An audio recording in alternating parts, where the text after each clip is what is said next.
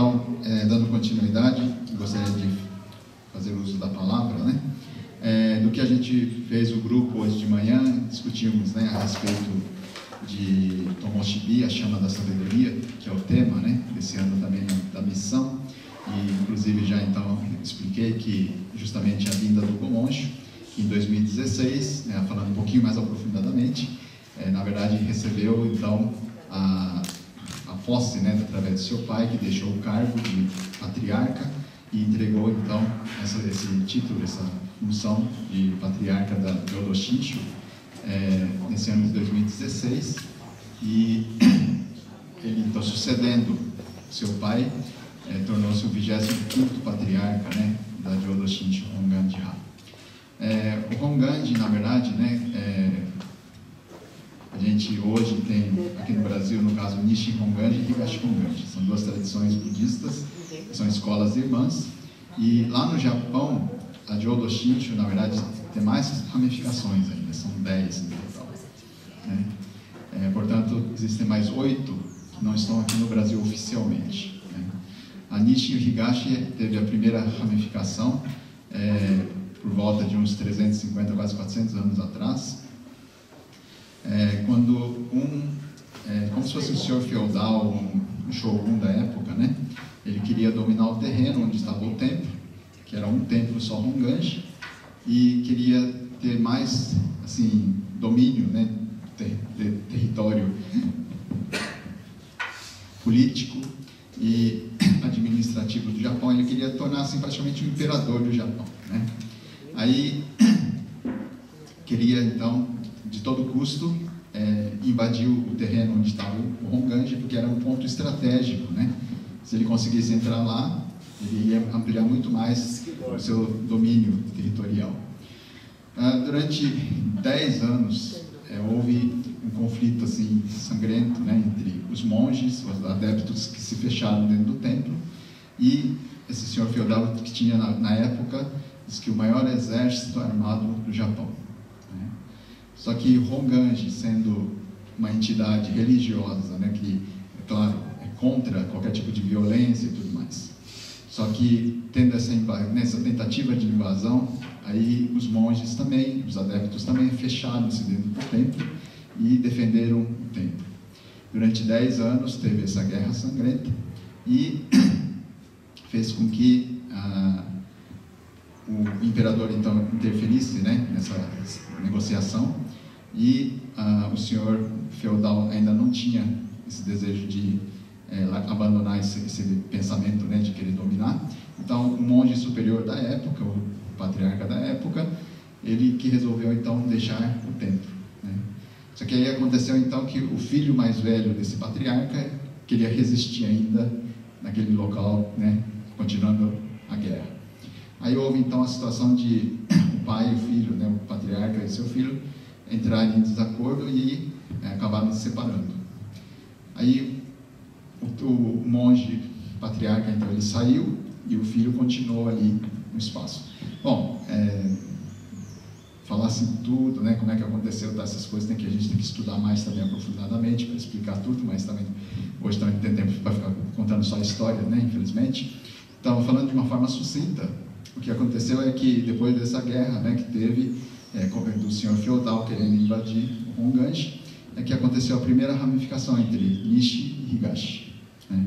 Então foi uma força externa que acabou favorecendo, né, infelizmente, essa situação de haver a ramificação entre as tradições, né?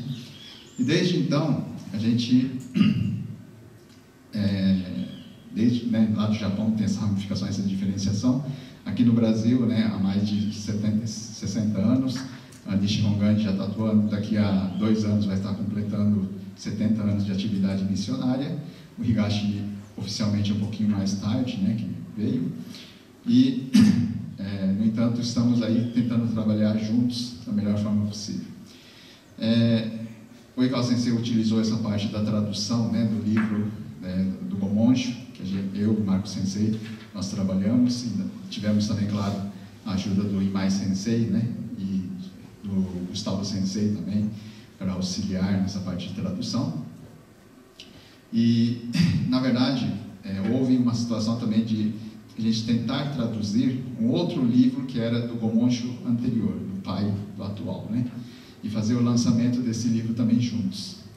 Só que dessa vez não deu certo, infelizmente, né? Aí a gente fez pelo menos a tradução do atual patriarca, o livro do atual patriarca, e foi um trabalho assim que me fez parar para pensar, né? Um monte de coisas, de valores em relação à questão de tradução, porque até hoje, né, desde que eu voltei do Japão, né, fiquei 2 anos estudando lá para receber o título de monge e tal. Eu fui em 1994 para o Japão, fiquei até 96, e retornando, eu atuei durante praticamente quase 5 anos lá no Templo Matriz, né, em São Paulo, Metsuin. Depois eu fiquei 2 anos no interior, em Araçatuba. Depois voltei de novo para São Paulo. Aí depois, em 2005, eu casei. Depois, em 2006, eu retomei a atividade. Quer dizer, fiquei 1 ano parado. Em 2007, acabei voltando para atuar no interior. E até esse ano, estava no interior, né? E agora, como Sojo, como Limba, a gente está aqui que eu digo em São Paulo, né? Só que, desde que eu voltei do Japão, a gente tem feito trabalho de tradução da parte de jornais, né, do Honganji e tal. E o Marco Sensei também ajuda bastante nessa parte de tradução. E agora, como estamos, né, como presidente da federação e bispo da missão, e o Marco Sensei na posição de vice, a gente está bastante atarefado com parte administrativa e não está podendo mais atuar na parte de tradução. Então a gente está repassando esse serviço, né, de tradução para outros monges e tentando dar continuidade à atividade da produção de jornais e tudo mais. Só que dessa vez que então eu tive a oportunidade de estar fazendo a tradução desse livro, a pessoa quem fez a revisão dos textos, né, que a gente mandou para esse revisor, aí principalmente teve um capítulo ali que ele falou assim que não entendeu nada do que eu traduzi. Nossa! Sabe? Aí eu fiquei chocado, né? Sinceramente falando. Porque eu traduzi achando assim que eu fiz o melhor possível, né? Em termos de tradução. Aí ele mandou a informação dizendo que isso não dá para compreender o que está escrito aqui, né? E esse revisor, ele na verdade fez um trabalho para melhorar, né, a parte de entendimento, né, das ideias do que é traduzido. E isso me fez parar para pensar a questão da capacidade, né, de traduzir do japonês para o português. É uma coisa que exige muito, realmente, né? Não é questão simplesmente falar assim, conhece Nihongo e conhece o português, dá para traduzir, né? Principalmente a questão de ensinamento, existe um aprofundamento, né, muito grande a gente tem que ter para poder fazer essas traduções, né? Porque mesmo sendo budismo, existem várias escolas budistas, né? Aí cada escola tem fundamentos diferenciados. É budismo, é tudo a mesma coisa. Na verdade não é, né? As práticas são diferentes, a imagem do Buda também difere, né, muitas vezes de escola para escola, os rituais, né, um monte de coisas são diferentes. O objetivo do budismo, claro, é igual para todos, é que todos os seres venham se tornar Budas também, né? Mas a principal diferença que existem são 2 grandes ramificações dentro do budismo, né? O que valoriza o poder próprio, né, a capacidade individual do ser humano de tornar-se um Buda com a sua virtude, com a sua força. E o ensinamento que valoriza, então, a ideia do outro poder, que no caso seria o voto, o desejo do Buda, de querer tornar a todos Budas também. O mestre Shinran, que é o fundador da nossa escola budista, Jodo Shinshu, na verdade, durante 20 anos, ele tentou o caminho de valorizar a sua força, né, a sua capacidade, para tornar Buda com sua virtude seus esforços. Mas aí, quanto mais ele estudasse, quanto mais ele praticasse o caminho, ele viu que mais distante parecia que ficava desse objetivo de atingir a iluminação, o estado de Nirvana também que é dito, né? Aí ele ficou desolado, né?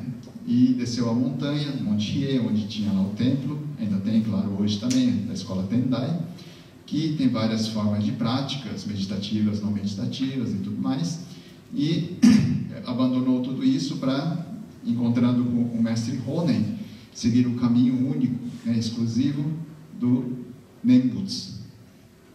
Por quê?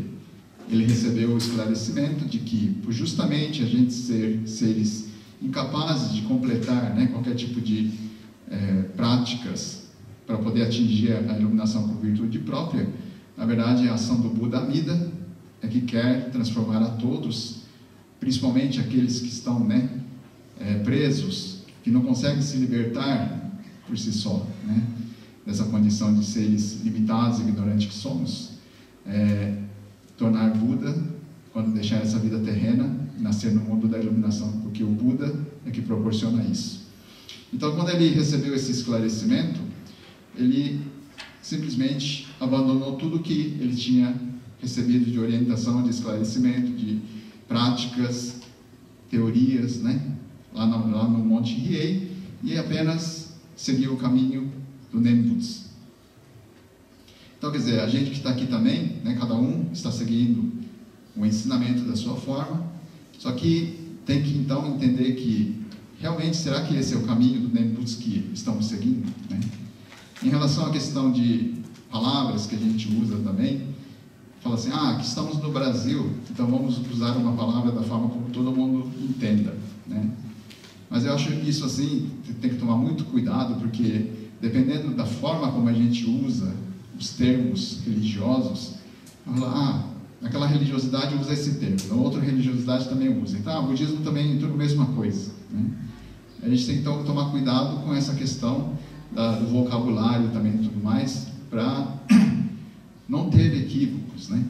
Isso é uma coisa, eu acho que tem que tomar cuidado, principalmente daqui para frente, porque está certo que ainda, infelizmente, aqui na nossa tradição de Odo Shinshu, Nishihon Ganji principalmente, a gente tem muito pouco trabalho de tradução e principalmente a questão de padronização, né, das palavras, dos termos, e também a questão de explicação, como se fosse um dicionário, né, para explicar o significado de todas essas palavras, ainda estamos muito atrasados. A parte do Higashihon Ganji, pelo que eu ouvi dizer, eles têm um trabalho um pouquinho mais adiantado a respeito de formar grupo, né, para trabalhar a questão de tradução, né? E é uma coisa que a gente gostaria, né, de poder fazer com que na nossa escola também, de Odo Shinshu Honba Ganji, Nishihon Ganji, isso possa acontecer o mais rápido possível. Nós tínhamos, há um tempo atrás, na época que, né, atuava o Murilo Sensei, Gustavo Sensei, e mais outros monges não descendentes de japoneses, né, que estavam mais ativamente na nossa federação, na nossa escola. Tínhamos então a comissão para a difusão do ensinamento em português, né? Só que aí, passar do tempo, infelizmente, a comissão também acabou estagnando, né? E cada monge também, né, seus afazeres, no caso principalmente os monges não descendentes de japoneses, como eles não atuam dentro de templos e tal, né, tem outras atividades também, aí acabou ficando mais difícil, né? E eu estou, né, desde fevereiro que eu tomei posse, estou contactando agora mais com o reverendo Gustavo, né, para ele poder estar junto com a gente também, para desenvolver mais atividades, e a gente espera poder fazer com que então essa retomada, né, da comissão e tudo mais possa acontecer o quanto antes, para que não somente um livro, né, a cada tantos anos, mas um pouquinho mais de frequência, a gente pudesse ter esses trabalhos de desenvolvimento, né, de tradução, e ter possibilidade, né, de fazer com que a transmissão do ensinamento, né, então da chama da sabedoria, do Tomoshiri, possa acontecer de uma forma mais ampla, né? É o que a gente espera, o que a gente deseja realmente que aconteça. Mas são processos, como eu já disse anteriormente hoje, que vai requerer grandes esforços de todas as partes, né?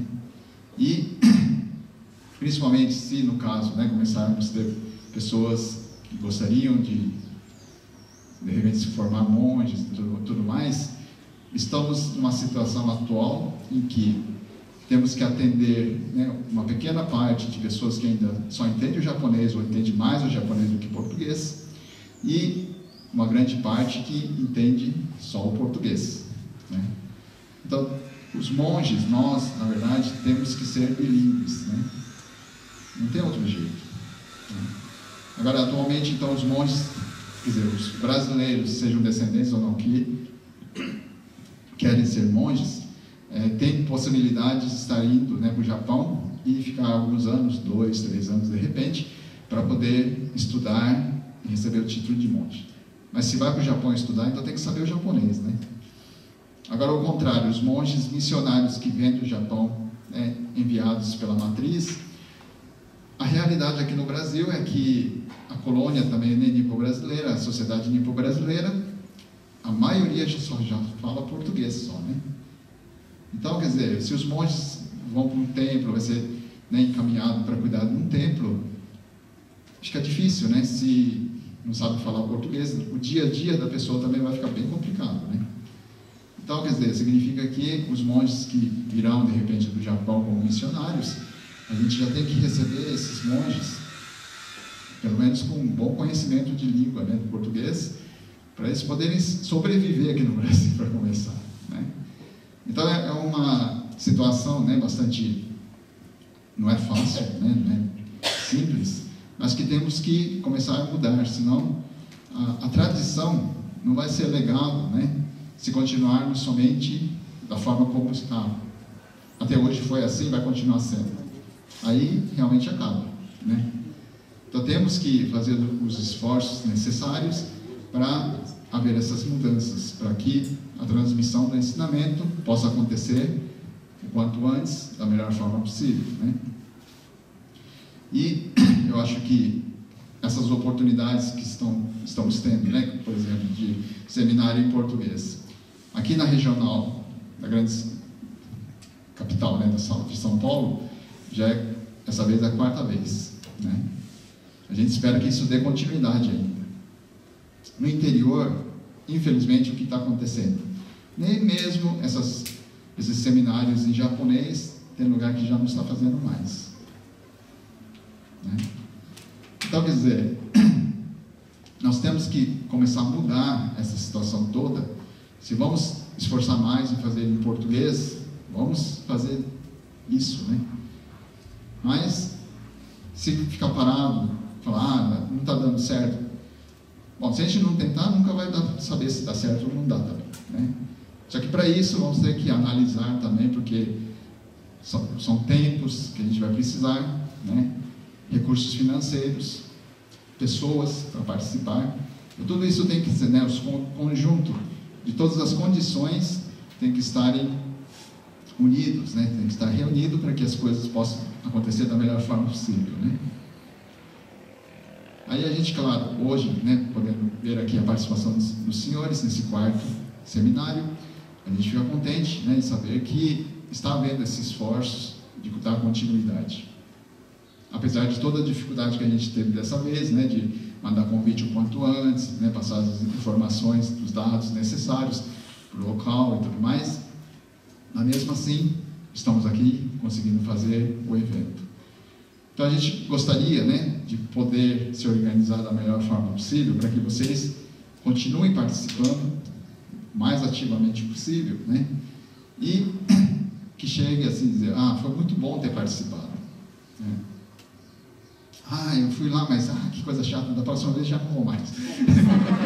Aí fica complicado, né? A gente gostaria que, não, né, seja assim, poxa, né, da vez passada em Osasco, né, a gente ouviu falar, será que não dá para fazer 2 vezes agora ao ano, né? Tipo assim, né? Então, a gente gostaria, claro, que isso acontecesse, né? Só que realmente não é fácil, né? organizar evento, que todo mundo participar, né? Fazer com que a coisa aconteça. Uma coisa é a gente ter assim planos, ideias, né? Só que para colocar isso de uma forma concreta, né, na prática, realmente não é fácil. Só que também ficar só falando que não é fácil, não vai acontecer nada, né? Então temos que unir as forças para fazer a coisa acontecer, né? Isso que é fundamental, mas aí precisa de pessoas que puxem, né, que liderem também para organizar as coisas, né? Então, daqui para frente também a gente espera, né, não somente a parte dos monges ficarem responsáveis, mas a parte, né, dos senhores também ajudarem, principalmente se no caso os monges têm dificuldades para estar fazendo as coisas, que pudessem, né, ajudar juntos a organizar as coisas, a realizar as coisas também, né? Então isso que a gente vai pedir, né, mais do que nunca daqui para frente. E para isso a questão fundamental, claro, é a questão de diálogo, né? Tem que discutir, analisar, dialogar para que as coisas aconteçam da melhor forma possível.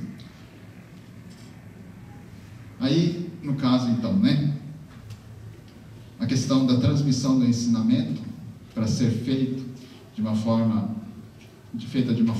mais tranquila possível. Para começar, todos nós, né, principalmente os monges, a gente tem que estar tendo possibilidade de estruturar de uma forma que possamos estar compartilhando o ensinamento adequadamente, né? Aí para isso a gente tem que estudar cada vez mais também. Não podemos ficar, né, assim, estagnado, falando que não tem tempo para fazer as coisas.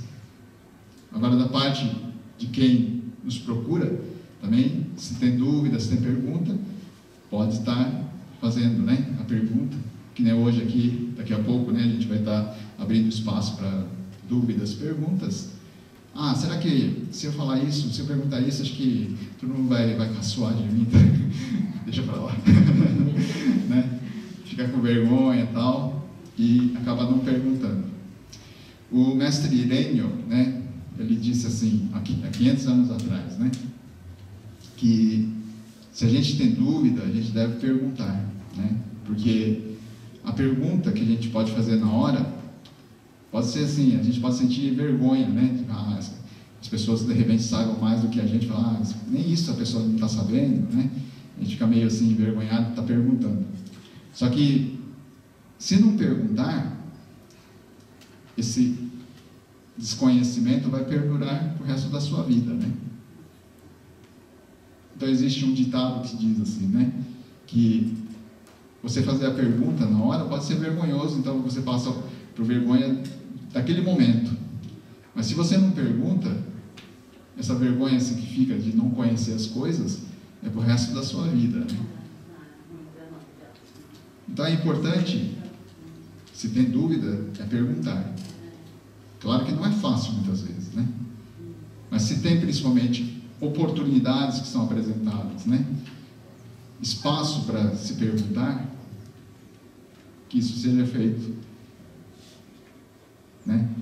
E a gente vai tentar, claro, responder da melhor forma possível, dentro do ensinamento, do que a gente recebeu, não ficar falando assim, simplesmente o ponto de vista de cada um de nós. Claro que existe, né, o nosso ponto de vista, porque mesmo as tradições budistas, que são várias escolas budistas, o que aconteceu é que cada monge que fundou as escolas budistas valorizou aquele sutra, aquele ensinamento, que achou que era o mais importante. Que diz a tradição, né, uma força de expressão, 84 mil sutras, né, que são os ensinamentos que o Buda pregou nessa vida. Bom, na verdade, não é que existe o número de 84 mil certinho, né, de sutras, mas é uma força de expressão para dizer que são muitos os ensinamentos que o Buda pregou nessa vida, né? Mas que então, devido a essas vários sutras que foi pregado, cada escola budista tem de 1 a 3 ou até mais, dependendo das escolas, que são considerados como fundamentais. Na nossa escola de Odo Shinshu, o mestre Shinran, então, valorizou 3 sutras, né, que fala sobre o Buda Amida, que é o Sutra Maior da Terra Pura, o Sutra da Contemplação do Buda Amida e o Sutra Menor da Terra Pura, né? Esses 3 sutras falam sobre o Buda Amida.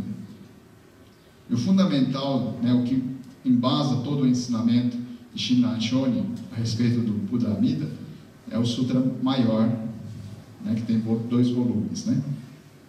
Ali estão narrados, né, toda a trajetória do Dharmakara, que é um Bodhisattva até ele atingir o estado de iluminação de Buda, tornando-se Buda Amida. Isso está tudo, na verdade, descrito, né, representado também na parte do poema do Shoshinge, né? Quando a gente começa depois dos 2 primeiros versos, né, Kimyo Muryo Nyorai Namo Fukashigiko, aí a partir do 3º já começa a falar sobre Hozo Bodhisattva, quer dizer, o Dharmakara, como sendo Bodhisattva. Ele examina, né, os mundos que o seu mestre Lokesvara Raja, o Buda Lokesvara Raja, apresenta, e ele fala que quer construir um mundo supremo de iluminação, onde quer acolher a todos, principalmente aqueles que estão sofrendo, né, os males kármicos, né? Aí ele faz os votos, os 48 votos, e o 18º, então, coloca toda a condição para que o Nembutsu unicamente seja a forma mais simples, para que todos possam atingir a iluminação na Terra Pura. Então, isso que é o embasamento básico do que o Shinran Shonin deixou para nós como ensinamento do Nembutsu, baseado nos sutras, né, da Terra Pura, dos 3 sutras. E a gente, então, simplesmente recita o Nembutsu na Amida como sendo a prática fundamental. As outras tradições têm suas outras práticas, né, meditativas, não meditativas e tudo mais. Na nossa escola, a única prática é a recitação do Nembutsu na Amida. Então, o que a gente faz, né? Primeira coisa, quando chega no templo, que nem hoje os senhores vieram aqui ao templo, né? O que vocês fizeram aqui? Primeira coisa, assim que chegou aqui ao templo. Fez a reverência. Sim, é claro, na hora que vai entrar ali, né, no recinto aqui do Oterá, ali na entrada fez uma reverência voltada para a imagem do Buda, né? Mas assim, isso é a primeira coisa, claro, assim, em termos de atitude, né, ação. Mas uma coisa muito importante, que eu digo assim, a primeira coisa importante que a gente faz seria justamente a queima de incenso, né? Então, se viemos ao templo, né, principalmente se participa no templo, tem atividade, tem que ir lá na cozinha porque tem que preparar as coisas. Sim, claro que tem essa atividade de preparar as coisas porque vai ter um evento. Mas chegou aqui no templo, a primeira coisa que faz é fazer a reverência ao Buda, fazendo a queima de incenso. Hoje em dia, assim, as famílias, né, que realizam ofício memorial principalmente, virou como se fosse um praxe, né? Que o monge vai fazer a leitura do sutra, e o monge, quando começa a leitura de um sutra, ou de um Shoshinge que seja, ele geralmente convida as pessoas a fazer a queima de incenso.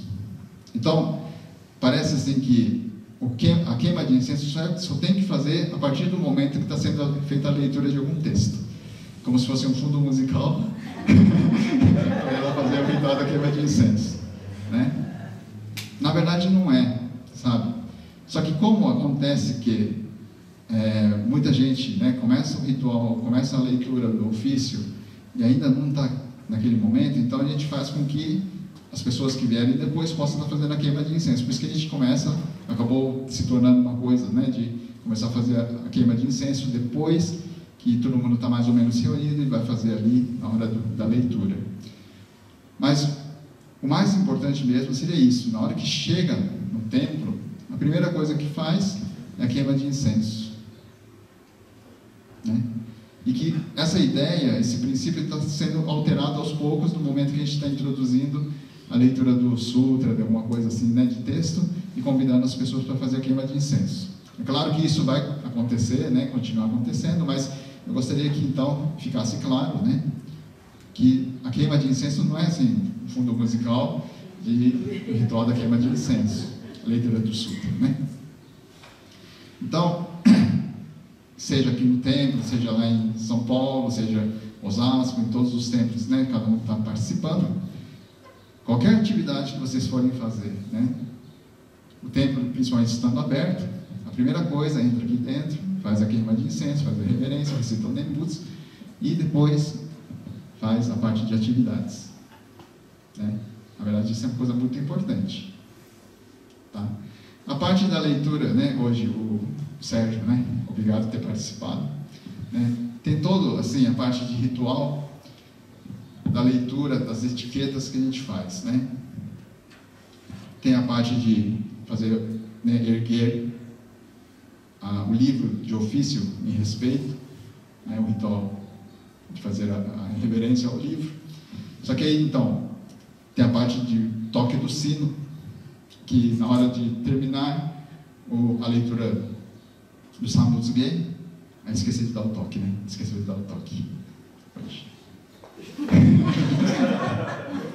Esqueci no final. No final, então, né? Acabou esquecendo de fazer a reverência, né? Então, isso tudo a gente vai... Não precisa se pedir desculpa, sabe? Ninguém nasce sabendo, né? A gente vai aprendendo. Desculpe se eu estou te colocando em situação de constrangimento, não é isso que eu quero fazer, desculpe, tá? Mas assim, é que não teve, hoje especialmente, um preparativo especial para explicar tudo também, né? Mas a gente esperava, né? Claro, participando lá no Bukyogakuin, né? Aos poucos pudesse ir aprendendo mais. Não, tem calça em cima. Eu fiz ensaio. Ah, fez? Eu sou culpado.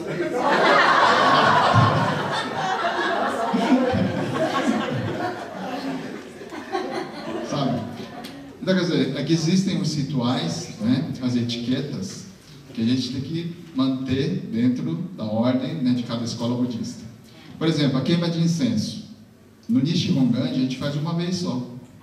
Né? No Higashi eles fazem 2 vezes. Né?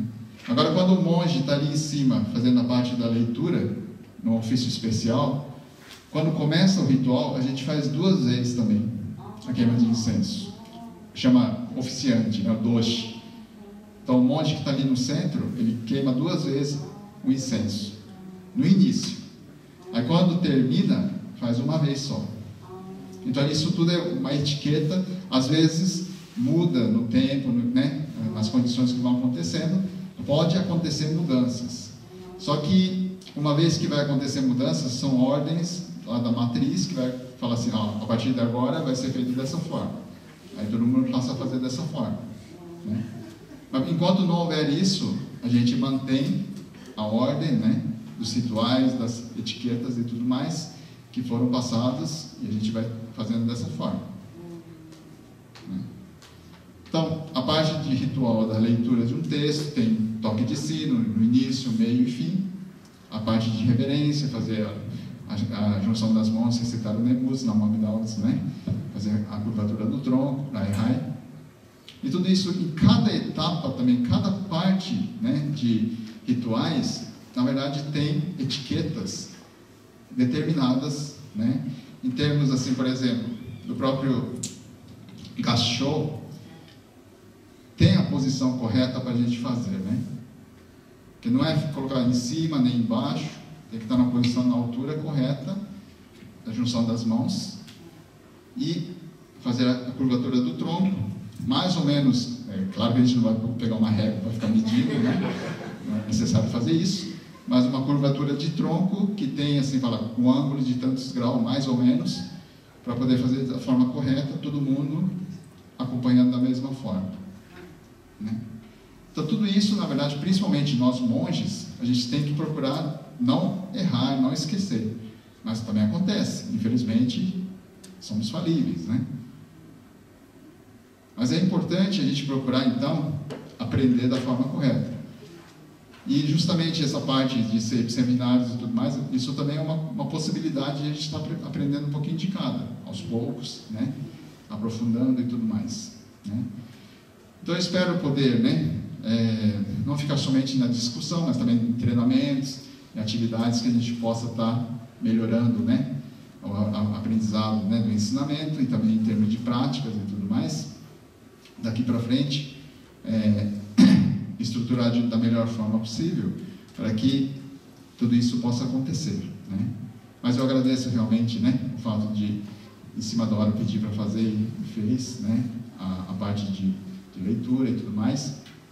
Então não é simplesmente criticar se errou ou tal, não, tá? Mas simplesmente que aconteceu, né, de esquecer e tal, e a gente, claro, vamos tentar não esquecer, né, todos juntos, né? E, bom, 15 minutos já para entrar em intervalo, mas a parte de perguntas e respostas está marcado de 15h15 até 15h30, quando vai começar a parte de cerimônia de encerramento. Então eu gostaria de, nesses 15 minutos que estão faltando para entrar no intervalo, se alguém tem alguma dúvida, alguma pergunta em relação ao que foi dito hoje, agora pode também pedir para o Oikawa Sensei, ou deixar para o Oikawa Sensei para a parte de 15h15 até 15h30, para fazer pergunta para ele, mas como eu estou aqui agora em pé, aproveitando essa situação, se alguém tem alguma dúvida, alguma colocação, alguma pergunta, críticas construtivas que possam melhorar cada vez mais a forma de a gente poder estar fazendo essas atividades, por favor, gostaria de que houvesse essas manifestações, seja em forma de perguntas ou, claro, alguma colocação do que estão achando, do que pode melhorar, o que devemos tentar fazer para fazer com que essas atividades sejam muito mais produtivas para todos nós, né?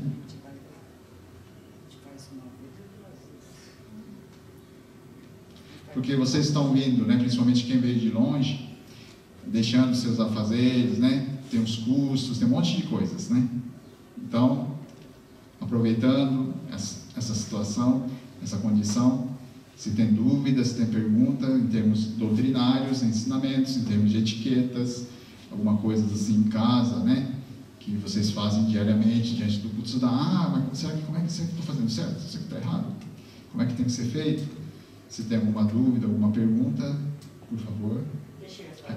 すみません、ちょっとこちら今始めてあげてます。Por favor. O que o leigo pode fazer para transmitir esse momento?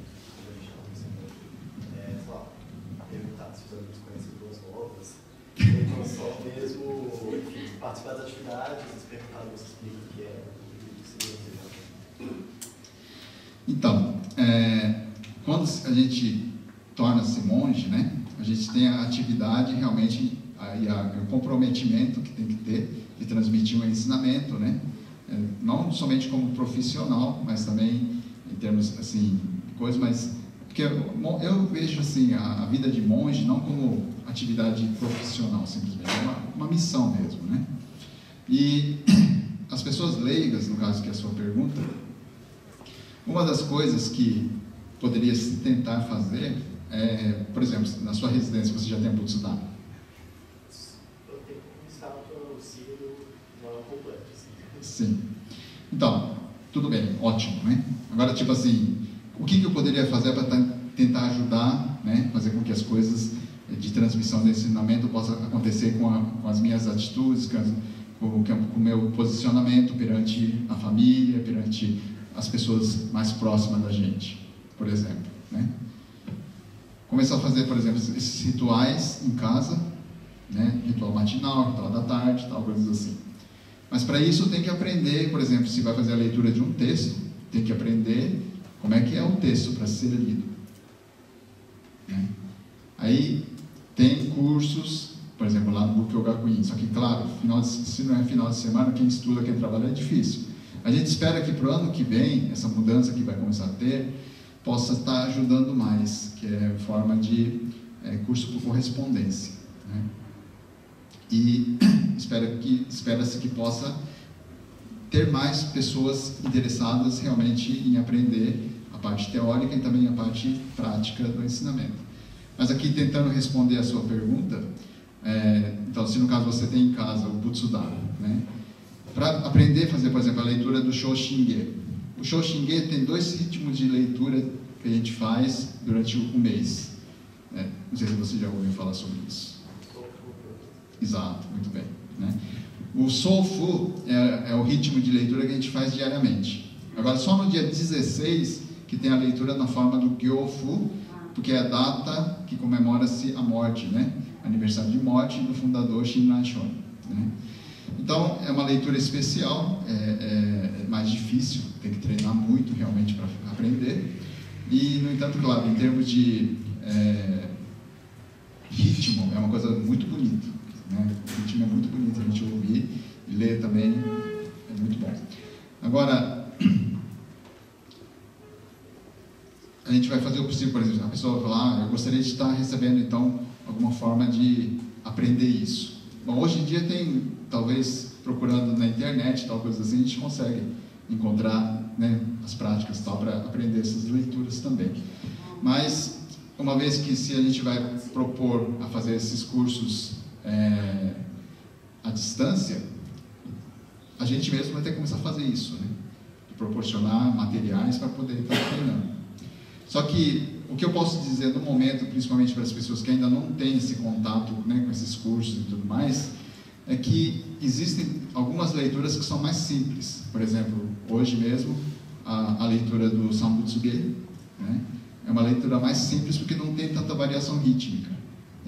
Sambutsuge, então, O, Gen, Gi, é meio que reto, assim. E vai lendo até o final. Então, o que é mais simples, né? Porque pelo fato de ser mais simples, mas se a gente não tem como aprender de imediato, claro, né? As coisas mais difíceis, vamos tentar primeiro pelos mais simples, né? Então, o mais simples de tudo, claro, a primeira coisa é recitar o Nembutsu diante da imagem do Buda, né? Só que aí tem que ficar claro uma coisa, por exemplo, tem um sino ali, então, bate lá o sino, não, a gente não toca o sino se vai só fazer a reverência recitando o Nembutsu.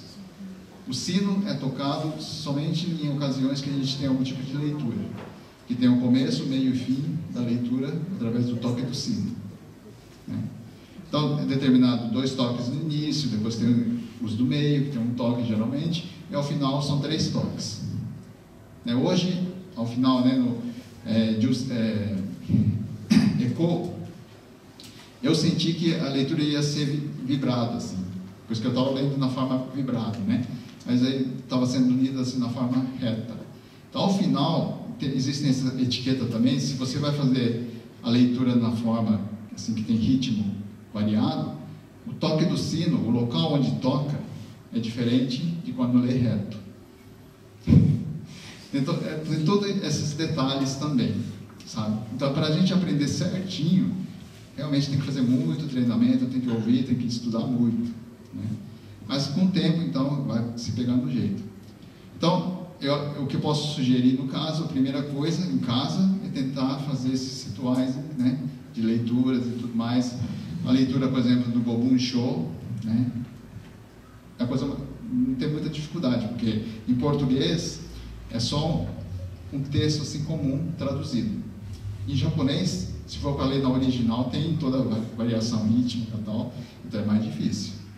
Mas em português dá para ler a carta do Mestre Milênio, para você ler e ouvir o que está escrito, né? E o Sambutsuge, Juseige, que são textos mais, digamos, simples, mas que faz parte do texto do próprio Sutra, a gente vai lendo na forma sem variação rítmica e fazendo com que todo mundo que esteja próximo da gente também possa estar ouvindo o ensinamento, apesar de que, claro, se a leitura é feita no original em chinês clássico, é difícil a pessoa entender o que está escrito, né? Mas quem sabe, a partir disso, algum, né, dos seus familiares fala, poxa, mas você estava lendo esse o que está escrito aí, né? Aí, de repente, você vai pegar o livro e vai começar a explicar assim, é isso que a gente está aprendendo aqui, né?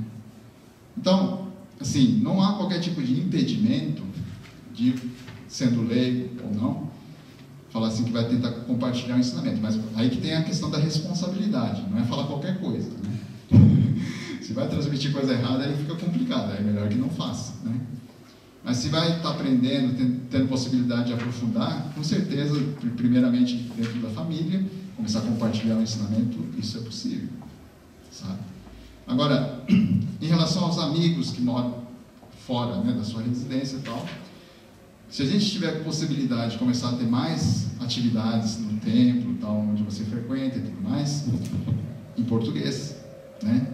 Aí, uma das formas seria chamar, convidar para participar junto. Então, isso que vai ampliando a possibilidade de formar, né, assim, grupos, pessoas, para participar de atividades, seja no templo ou fora do templo, quando tiver a oportunidade de estar tendo atividades.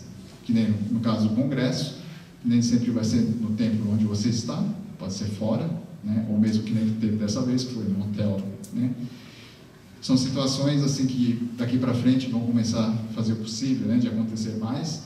E mesmo no grupo de hoje de manhã, o grupo da gente estava falando justamente sobre isso também, que eu esqueci de falar, né, durante a apresentação do grupo, que as atividades, então, não restringissem ficar dentro do templo só, né, que os monges também saíssem mais para fora, para poder fazer com que a divulgação do ensinamento possa acontecer.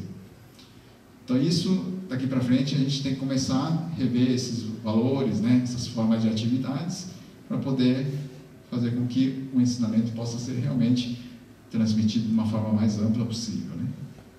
Não sei se respondi totalmente, desculpe, né, se não consegui, mas assim, em termos de o que é possível se fazer em relação dentro da família e as pessoas de fora, né, mais próximo da gente, né, nesse sentido de tentar chamar, né, conhecer mais o ensinamento, visitando o templo ou informando algum tipo de site, alguma coisa que vocês recebem como sendo confiável, né, para estudar um pouquinho mais sobre o ensinamento.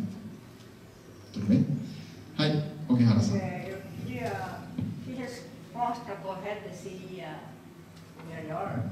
Muitos brasileiros perguntam: budismo, que ensinamento é? O que poderia responder? Que ensinamento? Que tipo de ensinamento? Budismo tem. O que eu posso? Então, primeira coisa, né? O budismo... Fala que budismo parece que não tem Deus. Né? Então, que ensinamento o budismo segue? Então, o ensinamento... O que é o budismo? Primeiro, é o ensinamento de um Buda, né? Quer dizer, o Buda Shakyamuni, Buda que foi fundador desse ensinamento, ele deixou esse ensinamento através de sutras, que são os ensinamentos que foram registrados posteriormente, que nós temos atualmente, né? Seja na forma traduzida ou não, na original em chinês, que recebemos, né, já há muito tempo, ou alguma coisa que ficou ainda no sânscrito e tudo mais, que algumas tradições também valorizam, né? Mas, primeiro, então, seria isso, o ensinamento de um Buda, e a segunda questão é o ensinamento para todos se tornarem Budas, né? É a resposta mais simples que tem, tá? Em termos de o que é o budismo, né? Agora, como é que, então, o que faz esse ensinamento, né? Se a gente vai se tornar um Buda, então é um caminho que a gente vai ter que seguir para se tornar Buda, né? Então tem aquelas escolas que falam assim, você vai meditar e vai atingir o estado de Buda. Na nossa escola de Odo Shinshu, não, né? A gente não faz meditação, ficar sentado ali e tal, ou ficar andando à volta da imagem do Buda, recitando na mandala, por exemplo.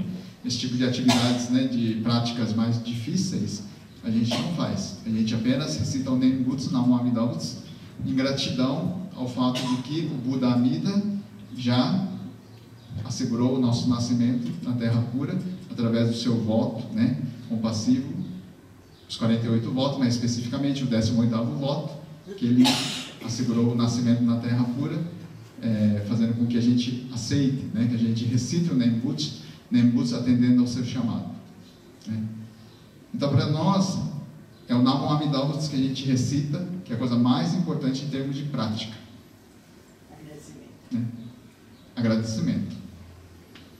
Aí, se for para explicar por que a gente tem que agradecer, uma coisa que a gente pode explicar, né, eu acho assim, que o Buda falou, né, que a gente receber a vida nessa existência, como ser humano, é uma coisa muito, muito, muito difícil de acontecer.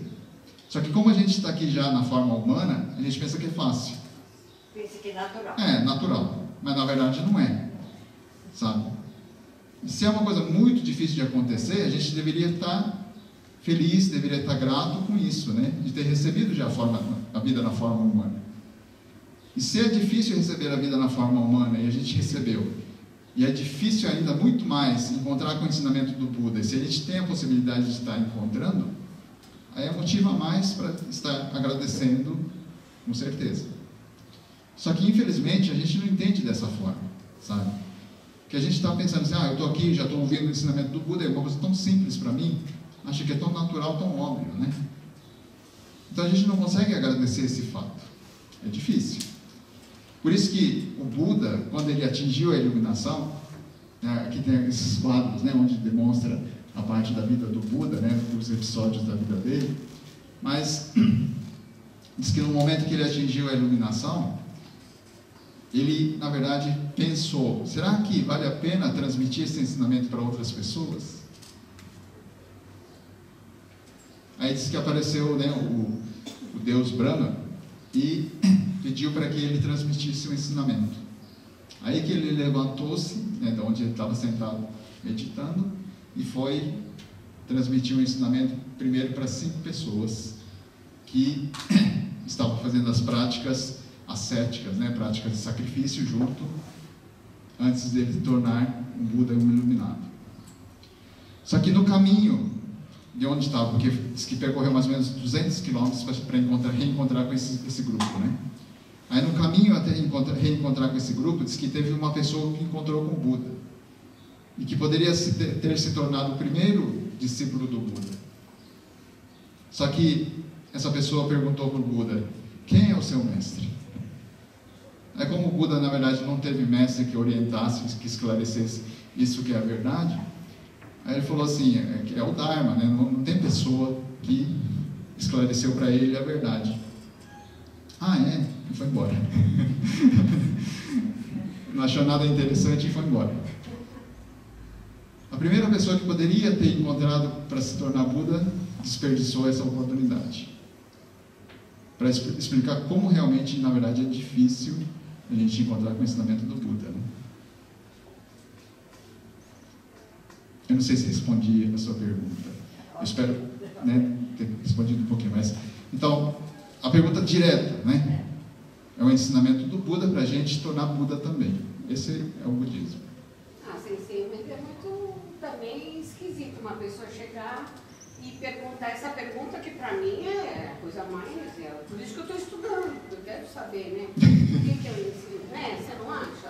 É uma coisa muito difícil, porque as pessoas também, elas já têm tem que aprofundar, né? Na cabeça, né? Tipo assim, então vocês acreditam em encarnação, então vocês acreditam em entendeu? É duro, né, explicar. Eu falo, nossa, eu acho melhor você pegar um livro e ler primeiro. Depois, sim, faz perguntas, porque eu também estou aprendendo, né? Sim. Então, eu também não fico falando para todo mundo que eu aprendi, porque eu também não sei se eu estou falando certo. É muita responsabilidade, sim, né, Sensei? Com certeza. Porque uma coisa assim, uma coisa vai puxando a outra, sabe? Então, se você sabe, conhece até essa etapa aqui, e não conhece mais do que isso, aí vai estagnar aqui, né? Só que a pessoa vai querer saber mais. A gente vai ter que ter respostas, ou pelo menos uma explicação, né, plausível, para a gente poder falar o que aprendemos como sendo um ensinamento. Né? Vou falar, pergunta para um monte. Professor, eu não sei, acho muito difícil. Vai ler livro, vai ver filme, vai ver todo mundo procura. É que, assim, na verdade, né, uma explicação, assim, uma resposta que é difícil as pessoas aceitarem, mas que é a verdade, né? Por exemplo, a gente recebeu o título de monge. Aí vai falar assim, então o monge sabe tudo. Sabe nada. Não, na verdade não sabe. A gente tem que estar sempre aprendendo, tem que estar sempre estudando. Não tem, né? Aquilo que a gente fala, né? Quanto mais estuda, a gente vê que menos sabe. E é isso mesmo, sabe? Não tem como a gente chegar e falar assim, eu já sei tudo isso. Quando a gente se acomoda com essa ideia que eu já sei tudo isso, exatamente. Sabe? Mas é por aí mesmo, sabe? Então a gente tem que ter a humildade de entender que não, a gente está em constante processo de aprendizagem, né? Então não é que um monte vai dar uma resposta e vai falar que está sabendo de tudo, não é isso também. E o que acontece? É que o Buda, ele esclareceu que a nossa natureza é a ignorância. Então se é ignorante, a gente não sabe. A resposta é essa, na verdade. Sabe? Só que aí... Admitir a ignorância. É que isso que é a coisa mais difícil que tem, sabe? É a coisa mais difícil que tem. A gente não consegue admitir isso. Porque a gente está acostumado numa posição paternalista. Todo mundo tem que te dar um pacote. Na faculdade, em qualquer lugar. Aí você tem que, então você aprendeu. Pronto. Se livra. Sim, né? Desculpe, alguém mais tem alguma colocação, alguma pergunta? 私ね、昨日気づいたんですけども、エスクローパー、リンガージャポネで、先生がヘッドスターしてくださる。昨日気づいてですね、はい、先生、ご文書、朝の夕方にいただきますでしょ、家で。はい、そしたら、アナカシコ、最後にアナカシコがありますね。あそこの一番最後のアナカシコって長く線でない。同じテンポでオルチもですね。アナカシコって言われて、今まで知らずに最後の方はアナカシコって伸ばしたんじゃないかなって自分で気づいてですね、はい、これから反省しといけんなと思いましたね。昨日のこと。そうですか。ご文書のアナカシコ最後にありますですよね。はい、ご文書いただいて。それを昨日気づいてですよ。アナカシコって伸ばしたらいけんって書いてありましたから。今まで知らんで。アナカシコって長めに言ったんじゃなかったかな。これ反省しんといけない。昨日気づきました。同じテンポでアナカシコ。いや、伸ばしてもいいんですよ。間違いではないです。はい、私が教えてもらったのは、アナカシコってこうしてちょっと弾きます。そうですね。はい、昨日、本当が出てるんだけど、アナカシコは同じテンポで、書いてありました。私、ひょっとしたら、このアナカシコの、最後の方は、長めに言ったんじゃないかな。これから、気付けといけんなって、昨日、思ったことでしたから。そうでした。はい。でも、長くしても間違いではないはずです。私が教えてもらったのには、こうして弾いても問題はないと私は教えてもらいました。はい。同じパッとこうして切るというようには別にそうでなければならないとは聞いてません、私はね。はい。アナカシコ、どちらかというとちょっと引き目ぐらいと僕は理解しています。そうですね、少しぐらいと思ったけども。やっぱテンポは同じアナカシコも同じテンポで出てまあ、私もでは改めてそれちょっと勉強し直さないといけないかもしれないですけど、はい、ありがとうございます。はい、でも僕が聞いてる範囲ではね、ちょっと長めに弾くっていう、弾かないといけないということではなくて、別に短くしないといけないから弾かなければならないという、そんな決まりと私は聞いてません。で、その読みとしてですね、アナカシコってちょっと普通にこうして弾いてるような雰囲気はするように私は理解しているんですけれど、改めてちょっとこちらも勉強し直させていただきます。はい、はい、ありがとうございます。Então ela estava falando, né, que ela faz a leitura diária de manhã e final da tarde do Gobun Sho na versão original do Renyo Shonyo. Aí no finalzinho da carta existe a palavra anakashiko. Na hora da leitura, eu particularmente, a gente geralmente puxa um pouquinho no final. E ela falou agora que ontem é que ela percebeu que, eu não sei de que forma, mas ela percebeu que ela achava que tinha que estar prolongando no final e que ela entendeu que tem que ser mais ou menos na mesma no mesmo prolongamento, assim, do primeiro e do segundo. E, bom, eu não recebi qualquer tipo de informação, né, dentro do que eu aprendi na leitura, de que tenha que ficar puxado ou que não pode puxar, sabe? Eu entendi assim, fica na forma como você lê mesmo, né? Então cada um tem uma forma de leitura, cada um vai falar anakashiko, vai puxar ou vai cortar assim mais cedo ou tarde, acho que é de cada um, né? Então eu não recebi qualquer tipo de informação que tem que ser curto ou tem que ser longo, isso sinceramente falando. E eu particularmente na leitura, o que acontece é que a segunda, né, palavra anakashiko fica um pouquinho mais longo do que o primeiro, no meu caso, né? Aí eu falei agora para ela que então eu vou ter que rever essa situação para tirar dúvida, né, se realmente é na forma correta. Mais uma pergunta,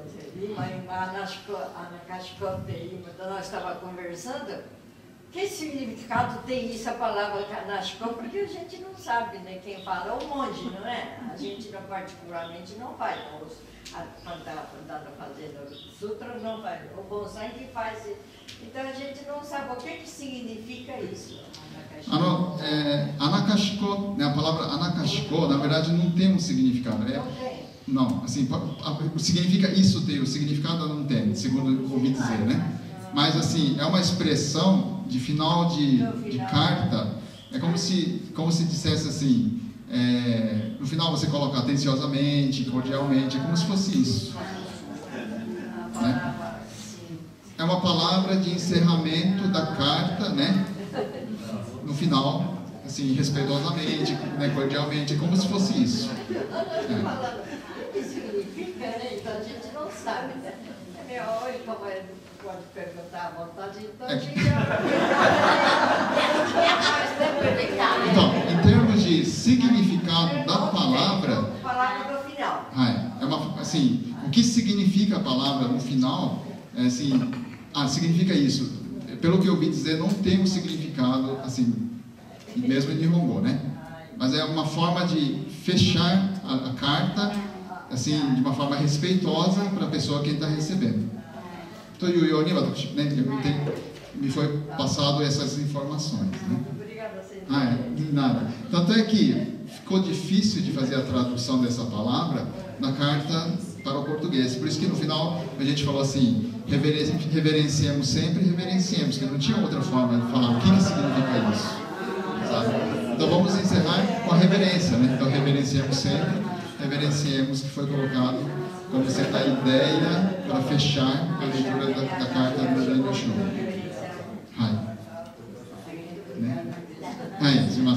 Desculpe, eu tenho que aprender muito ainda. À medida que vão perguntando, vão começar a surgir dúvidas, né, para mim também, eu vou ter que estudar realmente mais, né? Mas eu agradeço então, o tempo já, desculpe, passou, então vamos fazer um rápido intervalo, né, para depois pedir para o Oikawa Sensei fazer o uso da palavra, se tiverem dúvidas também em relação às perguntas, se tiverem depois, ou não sei se... Como é que fica? Vocês querem perguntar? Oikawa Sensei? Ou podemos começar depois já a parte de encerramento? Então, podemos continuar agora já direto? Ou querem um intervalo mesmo? Ou é melhor fazer depois? Fizeram café novo que tem. Passaram um café novo, quem quer tomar um cafezinho. Então vamos fazer um intervalinho, né, de café. Então vamos fazer gashou. Gashou.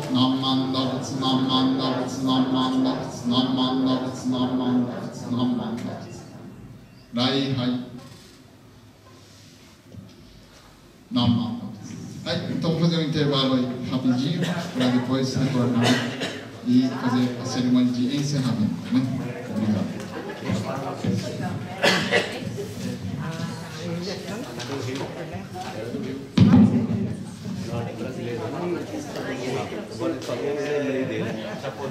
Ele é muito bom, nossa, eu gosto muito dele.